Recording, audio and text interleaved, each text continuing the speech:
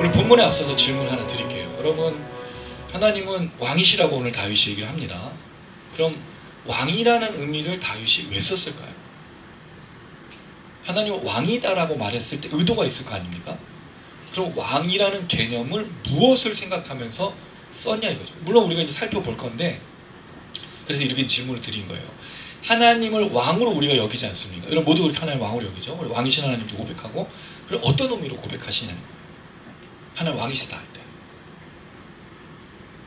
혜빈님 선생님 뭐라 그랬는데 잘 안 들렸어요. 나라. 네, 그렇죠. 오늘 오면서 이제 제가 오면서 이제 항상 그 차에서 우리 아내하고 제가 딸한테 하는 게 있어요. 미리 설교를 리뷰해줘요. 이런 내용을 할 거예요. 신나지 않고 재밌지 않니? 막 이렇게 강요하면서 오고 있는데 질문을 또 하면서 얘기했죠. 하나님 왕이라는 의미가 어떤 의미냐라고 질문했을 때 아내는 이제 다스림을 얘기했어요. 여러분들은 어떻게 생각하세요? 왕이신 하나님을 할 때. 이 왕이라는 의미가 주는 게 있잖아요.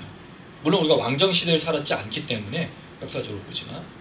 근데 그런 의미 속에서 진짜 왕으로라고 말했던 의미가 뭔지를 145편이 아주 잘 설명해주고 있어요. 너무 놀랍습니다.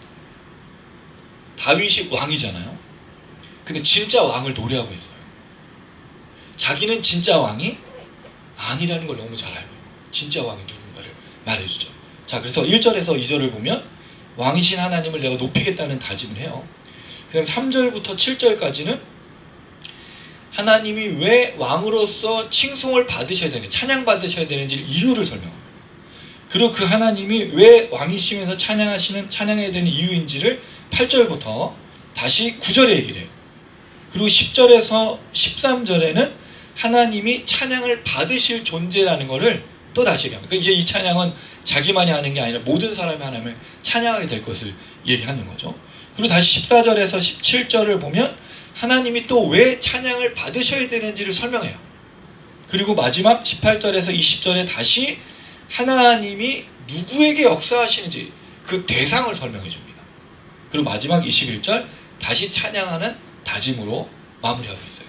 이 찬양의 내용이 찬양하는 다짐이 앞뒤로 있고 사이에 왜 찬양하는지 이유를 설명하고 중간에 자신만이 아닌 모든 사람이 함께 찬양하는 내용으로 오늘 시편은 구성되어 있는데요. 먼저 1절 2절 한번 읽어볼게요. 1절 2절 시작. 왕이신 나의 하나님이여 내가 주를 영원히 주의 이름을 송축하리이다. 내가 날마다 주를 송축하며 영원히 주의 이름을 송축하리이다. 예, 왕이신 나의 하나님이라고 했습니다. 다윗 하나님을 왕으로 고백했어요. 그리고 나서 하나님을 높이고 송축하고 2절 송축하고 송축하리라. 3번 나왔죠? 그럼 이 단어가 다 같은 단어일까요? 예, 그렇죠. 그래서 이게 시편은 여러분 뭐로 쓰여졌죠? 시잖아요.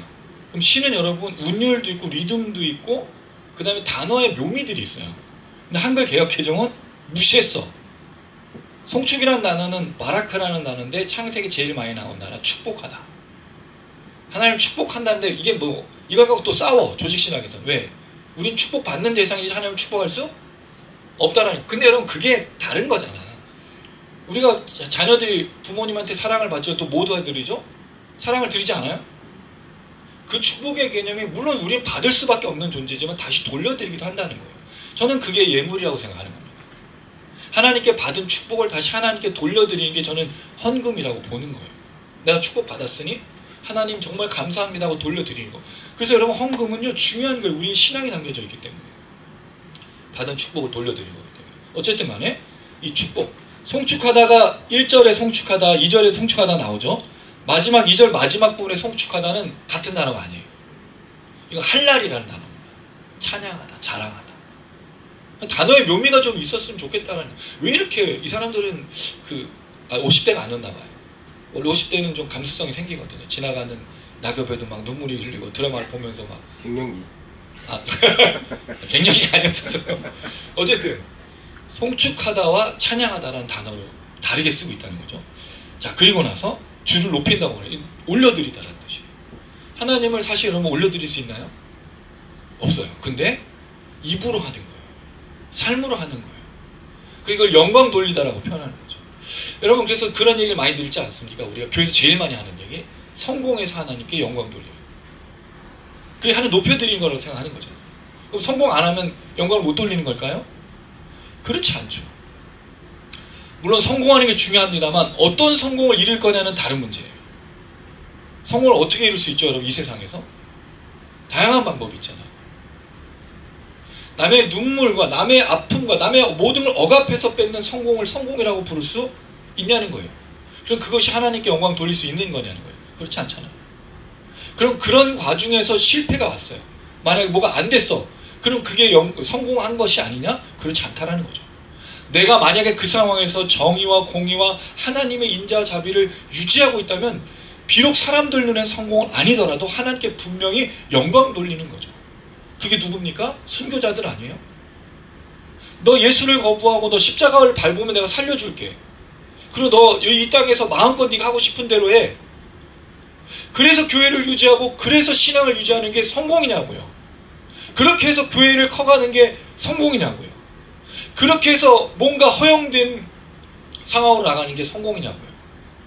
정말 진정한 성공은 뭐죠? 하나님 앞에서 십자가를 밟지 않고 예수를 부인하지 않고 예수를 거절하지 않는 게 하나님 앞에서 영광을 돌리고 성공하는 것 아니겠습니까? 이게 폴리갑이었어요. 사도 요한의 제자. 폴리갑이 자신이 화형당할 처지가 됐어요. 근데 그가 화형당하는 불길 속에서 말한 게 있어요.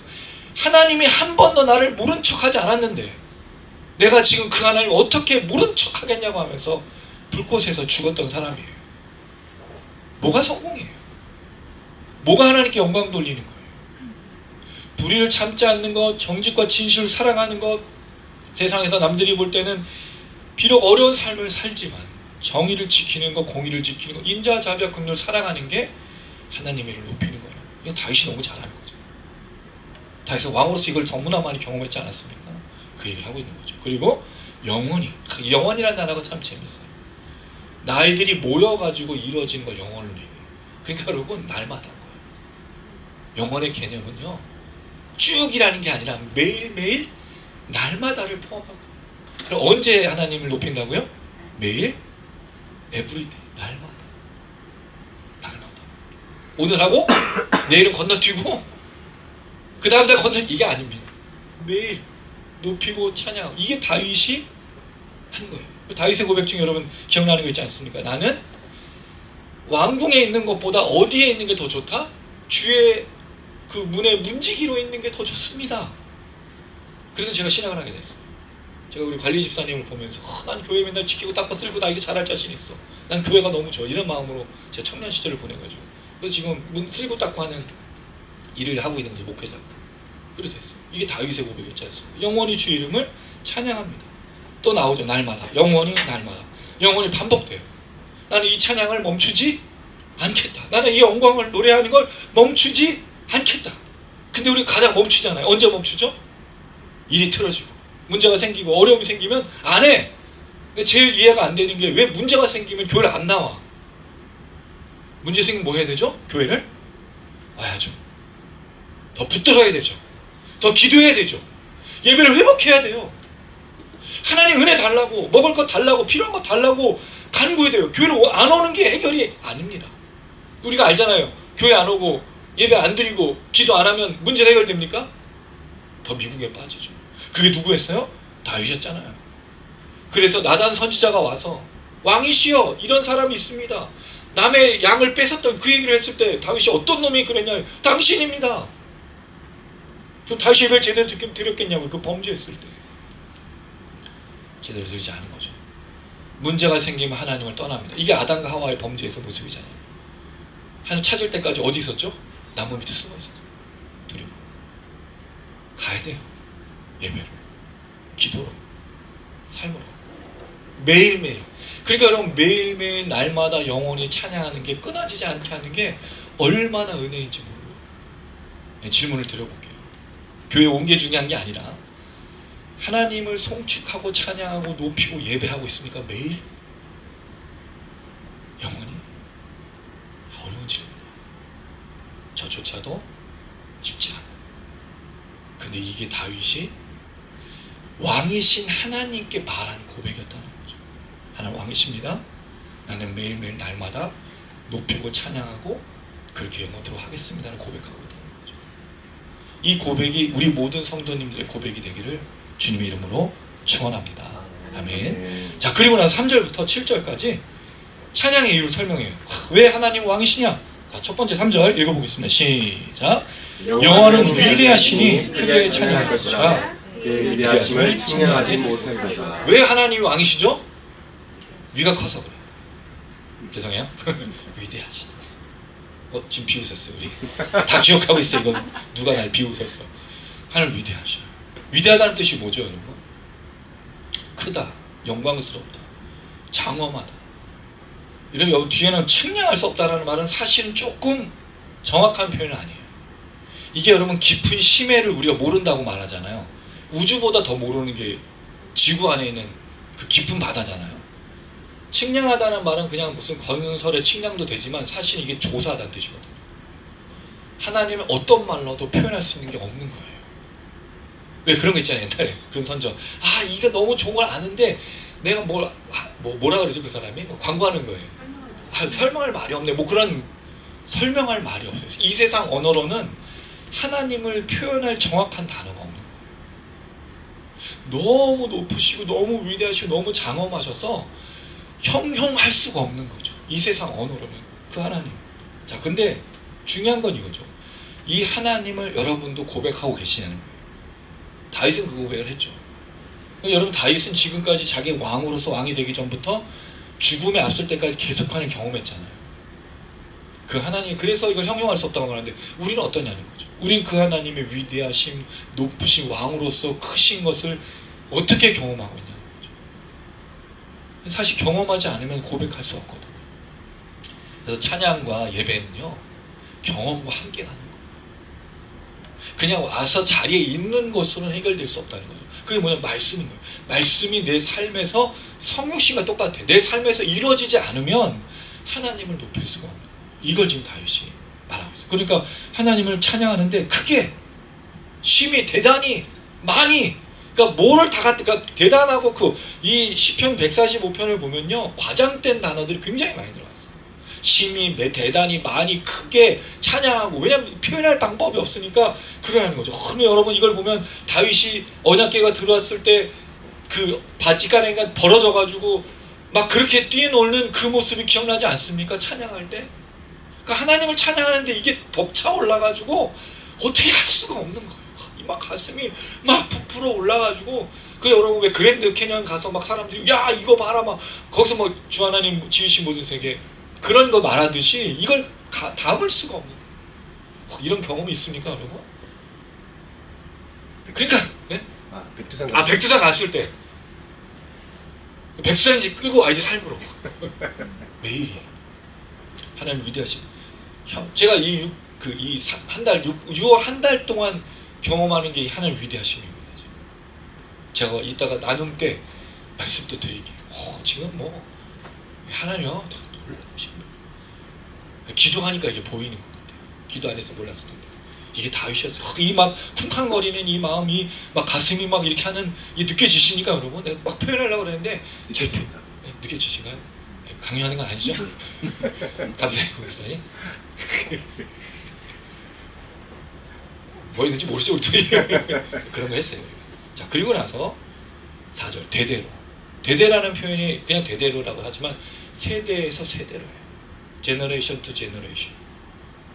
내 아버지에서 아들로, 아들에서 손자, 끊임없이 날마다 영원히가 자기를 넘어서 아들, 딸에게 연결돼. 왜냐면 이 아버지가 맨날 하나님이 그런 분이래. 아들, 딸이 들었을 거 아니야. 그래 본인도 살다 보니 하나님 그런 분이야. 그러니까 온 가족이 하나님을 찬양해. 그러나서 그 가족과 함께 했던 사람들이 또 하나님 그런 분이래. 그래서 같이 가면서 막 사람들이 주변에서, 그리고 왕이 막 이렇게 얘기하니까 백성들이 와 하나님 이런 분이셨어 이렇게 하고 있는 거예요. 대대로 담아낼 수 없는 아름다운 표현이고, 얼마나 하나님 위대하신지. 여러분 생각해 보세요. 출애굽에서 이스라엘 백성들이 그 출애굽기 15장에 보면 그 모세 누나 미리암이 거기서 막 소구치고 춤추고 찬양하거든요. 홍해를 가르쳐 막 난리가 나고. 그럼 거기 여자들만 찬양했겠어요? 온 이스라엘 200만 명이 와, 이 떼창 인도자에 따라 떼창을, 이게 다윗이 하는 거잖아요. 찬양하면 함께 해줘요. 이게 지금 그 얘기를.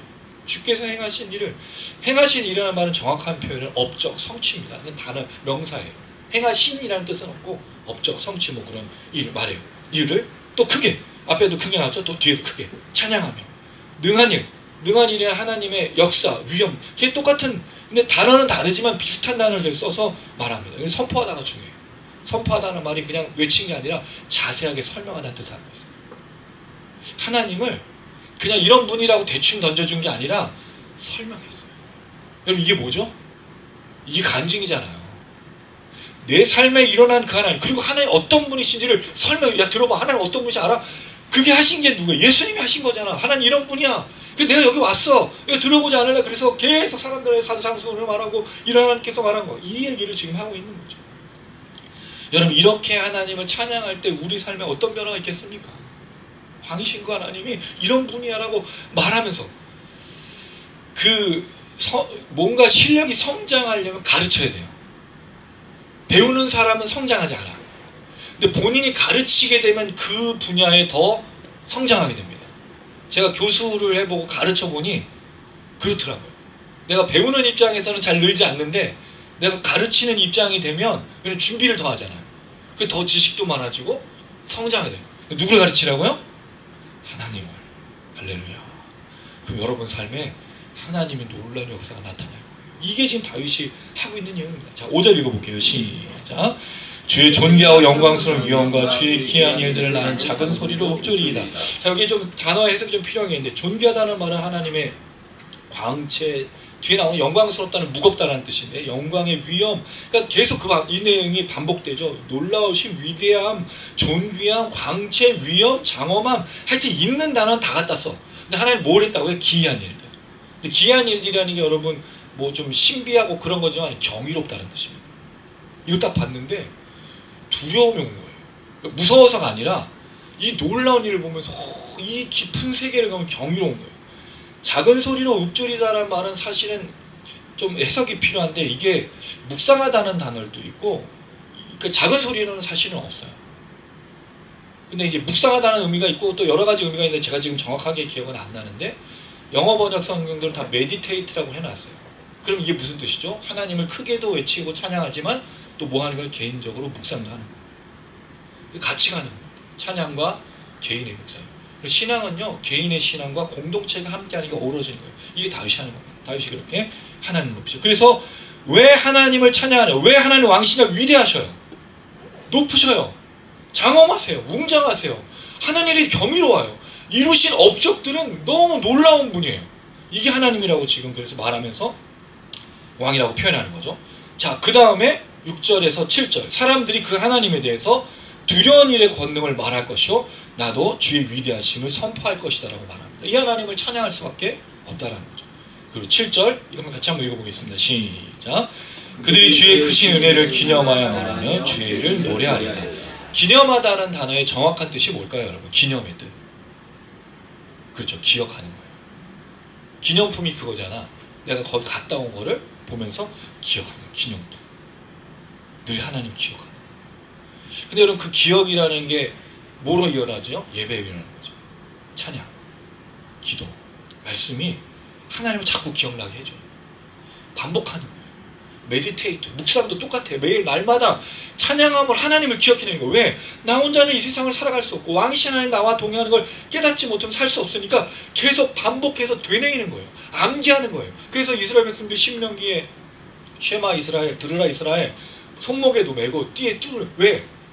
하나님 기억하게, 잊어버리지 않기 위해서. 우리는 이 머리에도 붙이고 잊어버리잖아. 핸드폰 손에 들고도 핸드폰 어디냐고 찾고, 하나님 동행하심에도 불구하고 하나님의 함께 하심 너무 잘 잃어버리니 묵상하고 찬양하고 반복한다는 거죠. 날마다 영원토록 내 자녀와 함께 이 얘기를 하고 있는 거예요. 그 하나님 왕이시기 때문에. 자, 그런데 여러분 은혜라는 말이 나와요. 이 은혜를 기념하며 의를 노래한다라고요. 은혜와 뭐가 같이 붙죠? 의예요. 차디크, 정의, 공의.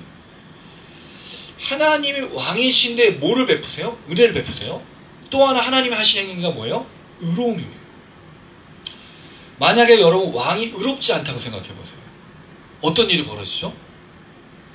나봇의 포도를 빼앗는 아합이 되는 거예요. 내 권력과 내 힘으로 사람들 억압하고 빼앗는 거. 우리가 본 사람이 지금 있잖아. 선의 왕자색에서 나온 사람. 하는 일이 뭐예요? 남의 거 빼앗지 않습니까? 왕이 의롭지 않을 경우가 이런 일이 생기는 거죠. 그래서 왕의 제일 중요한 특성이 하나가 뭐예요? 차디크, 의로움이에요. 정의로움이에요. 공의로움이에요. 근데 여러분 이 얘기가 중요해요. 왜냐하면 이 뒤에 왜 하나님 왕이신지를 설명하는데 그 기능을 설명해 주거든요. 다윗이. 왕이란 무엇인가를 설명해 아주 중요한 구절이에요. 그래서 의. 또 하나 왕이 뭐가 풍성해야 돼요? 은혜. 여러분 왕이 은혜가 없다고 생각해 보세요. 백성들이 맨날 우리나라 조선시대나 고려시대 신하들이 엎드리면서 왕한테 하는 말이 뭐예요? 통촉하여. 그게 무슨 뜻이에요? 은혜 내려달라는 거 아니에요? 긍휼히 여겨달라는 거? 근데 왕이 은혜가 없고 통촉함이 없고 긍휼이 없다고 생각해 보세요. 사악한 왕이라고 생각해 보세요. 백성들이 어떻게 삽니까? 애굽에 요셉을 모르는 바로 왕이 나타나서 숫자가 많은 이스라엘 백성들을 보고 뭘 부여했죠? 노예를 만들어버리고 그 모든 걸 빼앗아 버리잖아요. 그런 왕이 돼요. 근데 하나님은 은혜로우시고 정의로우시다는 거죠. 왕의 중요한 특징. 자, 그리고 나서 두 번째, 하나님이 왜 왕이시며 왜 그 하나님을 찬양하느냐. 자, 8절 읽어보겠습니다. 시작. 여호와는 은혜로우시며 긍휼이 많으시며 노하기를 더디하시며 인자하심이 크시도다. 그게 은혜와 연결돼서 구체적으로 왕으로서 하나님 어떤 분이세요? 은혜가 많아요. 그럼 하나님은 정말 은혜가 많으신 분입니까? 우리가 살아갈 수 있는, 우리가 구원받은 이유가 다 뭐로부터 오죠? 은혜입니다. 제가 언젠가 한번 이걸 설명드릴 때가 올 건데, 제가 최근에 좀 고민한 게 있어요. 우리의 회개는 불완전한데 하나님의 용서는 완전하다. 여러분, 완전하게 회개해서 구원받을 수 있을까요? 회개하나 천국에 가까웠다고 말할 때 완전한 회개가 우리 안에 있을 수 있을까요? 없어요. 뭐가 있죠? 대신에 완전한 용서가 있어요. 이걸 잘 보여주는 게 누가복음 15장에 잃어버린 아들 찾는 비유에 한번 설명드렸어요. 아들이 와요. 근데 그 아들이 진정한 회개라고 볼 수 없다고 말씀드렸죠. 왜? 돌아오는 과정에 뭐가 있었죠? 아버지에게는 품꾼이 많아. 품꾼이 왜 많아? 먹을 수 있어. 난 지금 굶주리고 있는데. 그러니까 난 가겠다는 거예요. 그러니까 진짜 회개냐? 근데 놀랍게도 아버지는 그 아들을, 이거 말이 되는 얘기예요, 여러분? 하나님 어떤 분이시에요? 용서해 주려고 기다리고 계신 분이에요. 하나님 용서해 주려고 언제나 말해주시는 분이에요. 그러니까 하나님이 노하기는 3, 4대, 축복은 1000대. 그런 하나님이시라고. 그리고 우리가 돌아가는 거지. 불완전한 회개지만 완전한 용서 속에. 그 예수님이 하신 말, 십자가에 달려 돌아가실 때 아버지 내 영혼을 택합니다. 저주하지 않았어요. 내가 저것들 때문에 죽는다고 예수님 말하지 않았어요. 예수님은 용서하시며 돌아가셨어요. 그래서 우리가 흙에서 돌아갈 때 반드시 뭐하고 돌아가야 된다고요? 용서함과 원한과 증오는 버려두고 떠나야 된다고 말했어요. 하나님 은혜로우신 긍휼, 이 긍휼이란 말 라함이라는 말인데 자궁, 엄마의 그 자녀를 생각하는 그 긍휼. 노하기 더디하는 거 기억나죠? 콧김이 길어. 화가 나는 게 아니라 이걸 더디하시는, 끊어내는 인자. 하나님 자비하시는. 하나님이 이런 분이기 때문에 왕이라고 얘기하는 거죠. 자, 그 다음에 9절. 모든 것을 선대하셔. 토부. 아름답고 훌륭하고. 하나님 선하신 분. 우리 인생에 악한 건 있다 없다? 없다. 다윗의 고백이 10편 23편 6절. 나의 평생에 뭐가 따른다고요? 선하심과 인자심. 내가 그때는 견딜 수 없는 고통과 아픔과 괴로움이었는데 지나고 나니 하나님의 선하심 안에서 모든 일이 진행되었다. 제가 늘 고백했던 건 아닙니까? 어떤 과정도 악은 없다는 거죠. 하나님은 합력하여 구원의 선을 이루시는 방향으로 우리를 끌어가신다. 그러니 우리가 볼 때는 힘들고 어려운 일이 할지라도 나중에 돌아보니 하나님의 선하심에서 반드시 움직인다는 거예요. 그러니 하나님이 뭐예요? 왕이신 거예요. 그 하나님이 나를 버려두지 않고 통치하신다는 거예요. 이걸 잘 보여주는 두 사람이잖아요. 우리가 봤던 욥의 삶, 인생. 사단 마귀가 막 장난질 치는데 결국에는 뭐로 끝나죠? 그의 갑절의 복을 주시는 것으로 그를 선하게 인도하시고, 요셉, 구덩이, 노예, 감옥 어떻게 인도하셨어요? 동행하시고. 그러니까 모든 인생에 악한 건 없다. 우리 인생에. 물론 그때 당시엔 견디기 어렵죠. 이해하기도 어렵고. 그러나 돌아보면 다 뭐라고요? 선하십니다. 그러니까 우리가 두려워할 필요 없다. 그래 하나님이 모든 걸 선하신다. 모든 것에 긍휼을 베푸신다. 10절 읽어보겠습니다. 시작. 여호와여 주께서 지으신 모든 것들이 주께 감사하며 주의 성도들이 주를 송축하리라. 자, 여기 보면 하나님이 왜 찬양받으시고 왕이신가를 설명했죠. 은혜롭고 그 하나님께 선대하시고 긍휼을 베푸시는 분이라고 말한 다음에 10절에 13절까지 이제 그 하나님을 찬양하는 사람들이 다시 나타나서 어떻게 찬양하는지를 설명해 주는데요. 지으신 모든 것들이 감사하다고 말해요. 이 지으신 모든 것들과 구전에 나온 모든 것, 앞에 그 지으신 모든 것 있죠? 같은 단어예요. 근데 이 단어가 우리가 앞서 살펴본 내용에 보면 행하신 일 있죠? 그 단어가 같은 단어예요. 업적, 성취라는 명사형인데 뒤에는 지으신으로 했어. 창조물을 말하는 거예요. 그래서 제가 이거를 좀 여러 번역본들을 봤어요.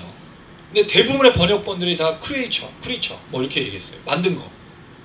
근데 딱 하나, 주석의 하나만 이거를 그가 만드신 거로 얘기했어. 그 행하신 일, 그러니까 업적, 성취, 지으신 모든 창조물로 본 게 아니고 앞선 단어처럼 하나님이 했던 일, 성취로 본 거예요. 업적으로.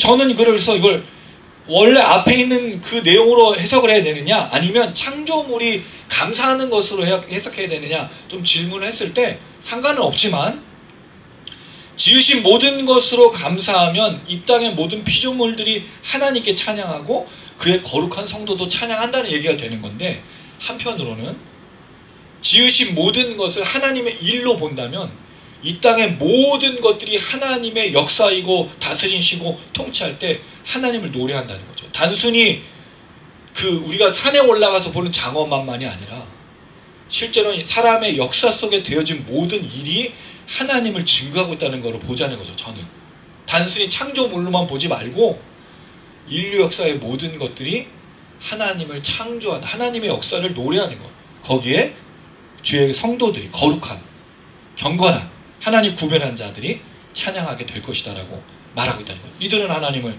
알고 있는 부분이 되겠죠. 자, 그리고 나서 그들은 주의 나라의 영광을 말하며 주의 업적이 똑같은 나라예요. 또 말했던 힘, 권력, 또 성취, 하나님의 나라의 영광을 말하고 12절 같은 내용 반복되죠. 주의 업적과 주의 나라의 위엄 있는 영광을 인생들에게 알게 하리라. 그러니까 하나님의 행하신 일들을 말하는 거죠. 자, 이걸 내용을 보면 왕이신 하나님을 다윗이 송축합니다라고 다짐하고 이어서 왜 하나님이 왕이시면서 찬양받게 합당하신 설명한 다음에 인자와 긍휼과 자비를 얘기했다는 거죠. 하나님이 인자와 긍휼과 자비를 베푸셨기 때문에 모든 업적들, 모든 피조물들, 모든 사람들이 그 하나님의 업적을 찬양하고 있다라고 얘기를 하고 있는 거예요. 결국에는 하나님의 통치와 하나님의 나라를 이야기하면서 마무리하고 있는데 13절 이렇게 정리하죠. 13절 읽어보겠습니다. 시작. 주의 나라는 영원한 나라이니 주의 통치는 대대에 이르리이다. 이걸 말하고 싶었던 거예요. 다윗은 왕이었어요. 근데 다윗은 영원하지 않죠. 누가 왕이 또 되죠? 솔로몬. 그 다음 솔로몬 때 어떤 일이 벌어지죠? 그 두 나라가 갈라지는 그 다음에 아들 때에 북이스라엘, 남쪽 유다를 갈라져요. 그래서 왕조가 두 개로 갈라집니다. 그러다가 결국 다윗 왕조는 무너지고 포로로 잡혀가고 남쪽 유다만 남게 되는 희한한 낭자가 돼요. 결국에는 왕조가 어떻게 되죠? 없어져 버렸어요. 그럴 때 이 다윗이 말하는 거죠. 주의 나라는 영원한 나라예요. 주의 통치는 대대에 이릅니다. 물론 다윗은 그걸 보지 못하겠지만 다윗은 알고 있었어요. 자기가 영원하지 않고 자기 왕조도 영원하지 않다는. 그러나 하나님의 나라는 영원하다고 말하죠. 자, 질문을 드려볼게요. 왜 하나님의 나라가 영원합니까? 잘 생각하셔야 돼요. 하나님의 나라가 영원한 이유가 뭔데요? 다윗이 죽으면 다윗 왕조 끝나잖아요. 근데 하나님은 죽지? 그렇죠. 이거예요. 하나님의 나라를 자꾸 잃어버리는데 우리 하나님의 나라만 생각하는데 실제로 하나님의 나라의 핵심이 누구죠? 하나님이에요. 하나님이 안 죽으니까 그 나라가 영원한 겁니다. 그 통치가 대대기. 다윗은 이걸 생각한 거예요. 내가 죽고 내 아들도 죽고 모두가 죽지만 하나님의 나라는 영원해. 왜? 하나님이 영원하시니까. 그래서 왜 이야기를 하죠? 왕이신 하나님이 지금 우리를 통치하고 다스리는데 뭐로 통치하고 있다고요? 은혜와 자비와 긍휼로 통치해. 다윗은 이걸 너무나 잘 알고 있잖아요. 자기가 어떻게 왕이 됐는지, 자기가 사울에게 어떻게 쫓겼는지, 그리고 밧세바와의 간음, 수많은 일들 속에서 어려움 속에서 어떻게 하나님 자기 인도해 주셨는지 너무 잘 아니까 이 얘기를 하고 있다는 거예요. 하나님 영원하시기 때문에 하나님 나라가 영원한 겁니다. 어떤 특별한 사람들이 하나님의 나라를 유지한 게 아니에요, 여러분. 하나님 영원하시기 때문에 지금까지 하나님 나라가 온 겁니다. 우리는 사라져가는 흙으로 돌아가는 존재예요. 그래서 여기서 우리가 무엇을 한다고 말할 게 아무것도 없어. 하나님이 하시는 거라고 말할 수밖에 없다는 거예요. 하나님이 영원하시기 때문에. 그래서 하나님은 왕이시다. 통치가 대대에 이르신다 라고 말합니다. 자, 그리고 나서 두 번째, 왜 찬양하는 이유? 세 번째가 되겠죠. 14절부터 17절입니다. 먼저 14절 읽어볼게요. 시작. 여호와께서는 모든 넘어지는 자들을 붙드시며 비굴한 자들을 일으키시는도다. 이게 중요한 거예요. 왜 왕이냐? 왕이 어떤 존재냐? 뭐 하는 사람이라고? 왕은 넘어지는 자, 비굴한 자를 일으키는 자입니다. 왕의 역할이 뭐라고요? 넘어지는 자. 왜 넘어질까요, 여러분? 문제가 생기니까 넘어지는 거잖아요. 어려움이 생기니까 넘어지는 거잖아요. 비굴한 자는요? 이거 머리를 숙이다 조아리다라는 거거든요. 이걸 만약에 재판으로 연결한다면 넘어지고 비굴하게 되는 사람이 대부분 누굴까요, 여러분? 재판에서. 돈 없고 힘 없고 아무 능력 없는 사람들 아니에요? 모든 왕과 모든 귀족과 모든 사람들은 이 사람들은 자기의 권력과 힘으로 누르고 압제할 수 있다는 건데 왕의 진정한 역할이 뭐라는 거죠? 억울한 자, 비굴한 자, 예수님에게 보면 눈먼 자, 갇힌 자, 저는 자, 포로된 자를 자유케 하는 분으로 얘기해요. 그게 왕이라는 거예요. 이게 왕이에요, 여러분. 왕은 뭐 하는 사람이라고요? 억울한 자를 돌보는 사람이 왕이에요. 하나님이 왜 왕이시죠? 다윗이 볼 때 그 힘과 권력과 능력으로 억울하고 비굴한 자들을 굳히시고 새롭게 하시고 세워주시다. 이게 왕의 역할이라는 거죠. 그래서 아까 은혜 얘기했잖아요. 의도 얘기했어요. 넘어지고 비굴한 자를 그냥 일으키는 게 아니죠. 여러분 그 사람들이 잘못했을 수도 있으니까 반드시 넘어지고 비굴한 자들을 일으키실 때 무슨 방법을 써야 되죠? 의로. 17절에 모든 행위에 의롭다. 연결되는 거예요. 하나님의 재판은 그래서 정의와 공의가 살아있는 거죠. 세상의 재판은요. 옛날에 유명한 강도가 말한 적이 있잖아요. 탈주한 탈옥범이에요. 예. 유전무죄, 무전유죄. 근데 여러분 그 세상이 20년 전의 세상이에요. 30년 전. 지금의 세상하고 다른가요? 우리 대한민국이? 더 심해지지 않았습니까, 여러분? 하나님의 법에는 없는 일들이 일어나고 있는 거예요. 심지어 교회에서도 넘어지고 비굴한 자들을 왕이신 하나님은 세우시는데 교회는 세우지 않고 있다는 거죠. 우리는 진짜 하나님 왕으로 여기고 있는가? 다시 생각해 봐야 되는 거예요. 왕으로서 하나님 어떤 분이라고요? 넘어지는 자, 비굴한 자, 숙인 자, 억울한 자, 억눌린 자, 압제받는 자, 그들을 통치하시고 다스리십니다. 다음 15절입니다. 시작.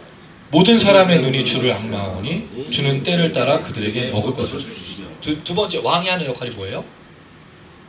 먹을 걸 주는 거예요. 맞지 않습니까, 왕이? 당시에? 대부분 왕을 오해하고 있는 게 왕은 전쟁하는 사람으로 생각해요. 물론 다윗은 전쟁을 했죠. 근데 전쟁은 누가 하죠? 용사가 하는 거예요. 그 왕이 용사일 수는 있고, 그 다음에 그 땅을 다스린 거, 왕이 다스리긴 하지만 사실 총리가 대부분 하죠. 행정하는 공무원들이, 그 당시에도 공무원들 조직 체계가 있으니까. 그럼 왕의 역할은 뭐라고요? 백성들을 돌보는 게 왕이 하는 거예요. 근데 이걸 누가 하고 있죠? 하나님이. 하나님 자기의 백성을 돌보시죠. 이 얘기를 하는 거예요. 다윗이 자기가 왕으로서 하나님을 볼 때 하나님은 넘어지는 자, 비굴한 자를 일으켜. 그 두 번째, 먹을 것을 주시는 분이야. 여러분 하나님은 백성들에게, 하나님 백성들에게 먹을 걸 주셨어요. 심지어 요셉이 애굽에 있을 때 야곱의 가족들을 보내서 먹을 걸 주셨어요. 출애굽 때는요, 날마다 일용할 양식을 주셨어요. 또 놀랍게도 예수님이 오셔서 뭐라고 막 약속해 주셨죠? 먹고 마시고 입는 거 걱정하지 말라. 일용할 양식을 아버지께서 주시리라. 왜? 하나님은 왕이시니까. 근데 이 모든 하나님의 돌보심과 소원이라는 말은 기대고 호응이고 뜻이거든요. 백성들의 뜻을 하나님 제일 잘 알아요. 왕의 역할이에요. 근데 우리 이걸 넘어서고 있죠. 내 뜻은 날마다 일용할 양식이 아니라 더 많은 걸 품고 있으니까 문제예요. 근데 왕은 먹여주신다. 하나님이 우리 안 먹여주신 적이 있나요? 저는 그 질문을 꼭 드려보고 싶어요. 안 먹여줬으면 여기 없지. 피가 이렇게 돼가지고 설륜수해하고 살았을 거 아니에요. 아무도 없잖아요. 먹여 주신다. 먹을 것의 내용이 달라서 문제죠. 그렇죠? 오늘도 그 고기를 썰고 내일도 고기를 썰고 오늘도 뷔페 먹고 내일도 뷔페를 먹고 이걸 하고 싶은데 못해서 화가 나서 고지혈증. 그래 또 웃겨요 진짜. 요새 뭐 고지혈증 생각나서 스테이크도 안 썰고 몸에 좋은 것만 먹어. 참 여러분 먹는 거에 들어가는 돈이 얼마나 많아요 우리가. 의복에 그 집 의식주에 모든 150% 들어갈걸요? 버는 거에 빚을 지고 있으니까. 근데 하나님께서 먹을 걸 주지 않는다고 말하면 안 된다는 거예요. 그러니까 우리가 정말 하나님 왕으로 여길 수 있는가? 여길 수 없다는 거죠. 세 번째, 재밌는 표현이 나와요. 16절 시작. 손을 펴사 모든 생물의 소원을 만족하게 하시나이다. 이 손을 편다는 뜻이 아니에요. 손을 펴면 뭐죠? 그런 건 되죠. 이 손바닥을 펴는 게 되니까. 펴다라는 의미를 보다는, 물론 펴다는 의미가 더운데 이거를 해방하다, 풀어놓다는 뜻이에요. 하늘 문 여서서. 하늘에서 쏟아지는 의미를 갖고 있는 거예요. 왜? 하나님 손이 없잖아. 하늘이 하나님 손이잖아요. 펴시는 거예요. 손을 풀어놓고 자유케 하고 해방하는 거예요. 그래서 뭘 만족시켜요? 모든 살아있는 것들의 뜻과 기쁨을 만족시켜 주시고. 하나님 이런 분이십니다. 그래서 왕인 거예요. 그래서 왕이신 하나님이 하신 일, 첫 번째 넘어지는 자, 비굴한 자들, 억울한 자들, 괴롭힘을 당하는 자를 돌보셔. 두 번째 백성들을 먹이셔. 세 번째 손을 펴서 축복해 주시는 하나님이시라고 분명하게 이야기하는 거예요. 그래서 하나님은 왕이다. 왕의 역할이 이런 것이다라고 설명하는 거예요. 17절 모든 행위에 의롭고 모든 일에 은혜로우시다. 의로움이 다시 한번 나와요. 근데 여기 은혜가 나와요. 은혜. 근데 사실 이 은혜라는 말은 정확하게 은혜라는 뜻이 아니야. 이게 어디 나오는 단어냐면 앞선 9절에 성도들에 대한 부분이 나오는 구절이 있죠. 제가 지금 잘 못 찾겠는데 10절에 주의 성도들 있죠. 그 성도들이랑 이 단어 같은 단어예요. 은혜가. 하시드라는 단어인데 거룩한, 경건한, 구별된 뜻이에요. 똑같은 단어인데 여기서는 은혜로 표현했어요. 아니라고 생각해요. 저는 오히려 이게 의와 거룩함을 말하는 것으로 보는 게 더 좋겠다.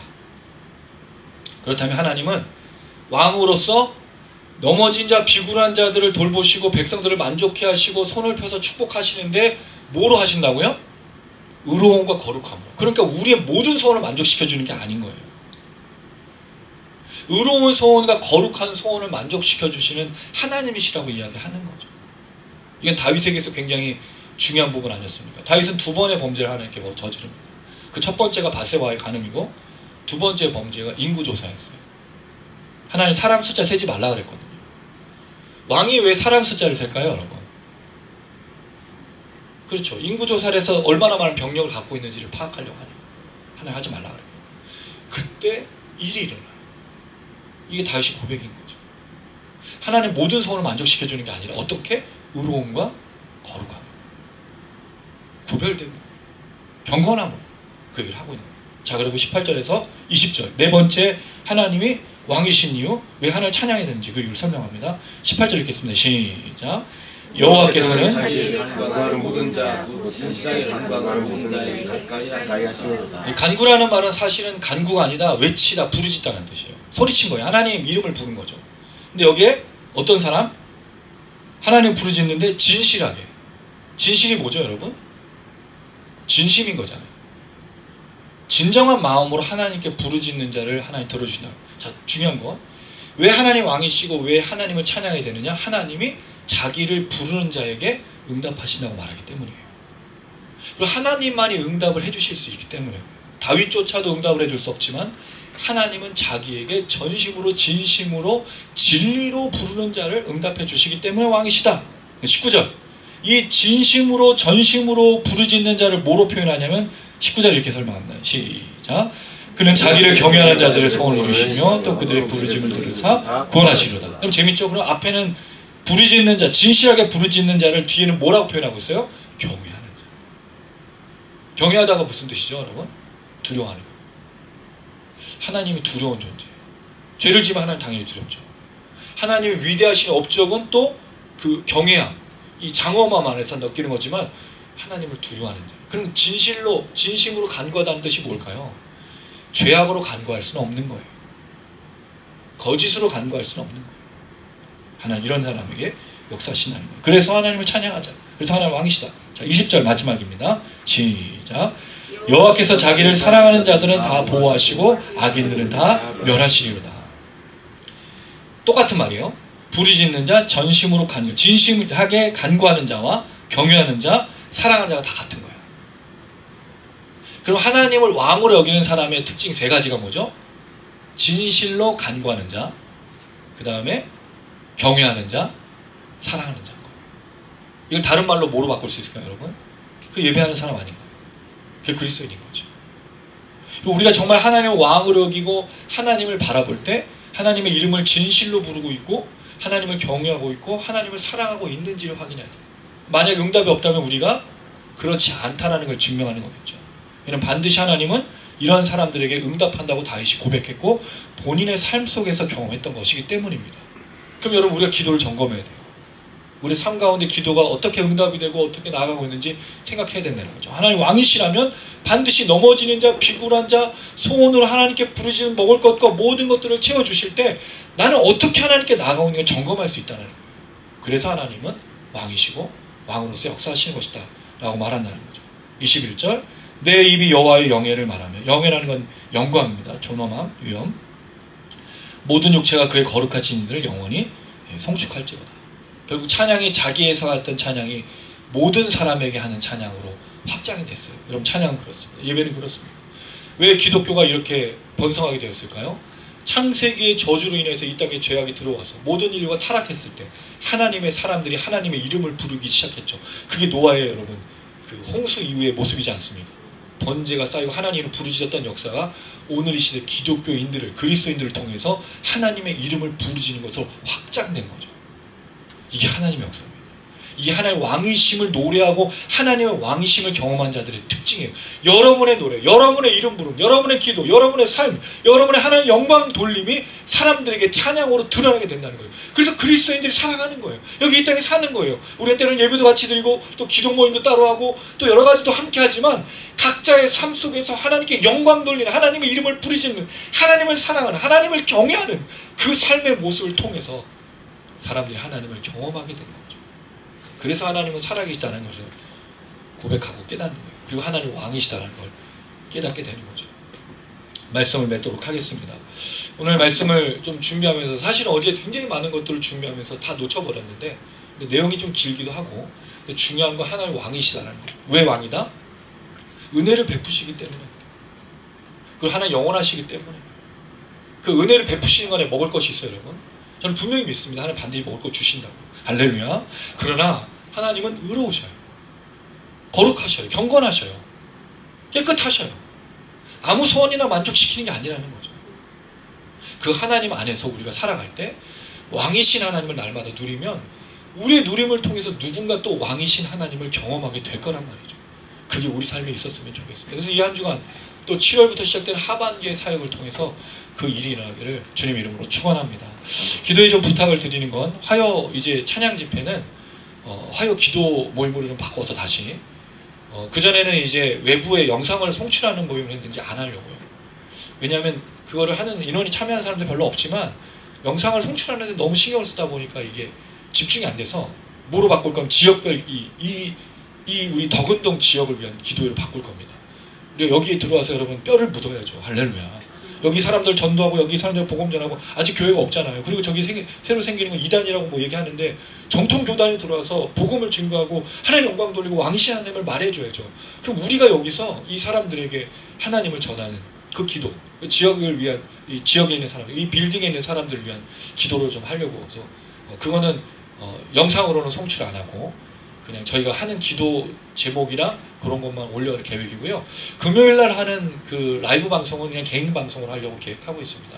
왜냐하면 이 그 라이브 방송을 해보니까 오시는 분들도 있다 좀 영상을 들어오시는 분도 많지 않은데 이야기를 하면서 진행하는 게 좀 어렵더라고요. 차라리 금요 라이브를 기도도 하고 서로 이제 나누며 이런 하는 그래서 영상으로만 여기 이제 교회 와서 하는 건 아니고 개인 방송으로 좀 진행하고 크게 우리가 뭐 나중에 뭐 공개 방송을 한다든가 뭐 음악회 한다는 건 나중에 이제 초청하는 문제인데 개인 방송으로는 좀 그렇게 진행하려고 계획하고 한 가지 더는 이따 우리 나눔 시간에 또 말씀을 좀 드리려고 합니다. 그래서 그 부분은 같이 좀 기도해 주시고 걸어갔으면 좋겠고요. 7월 한 달부터 이 하반기 우리가 마지막으로 달려갈 때 왕이신 그 하나님과 함께 그 하나님의 소원을 또 들어주신 그 하나님께 날마다 걸어가는 우리 모두가 되었으면 참 좋겠습니다.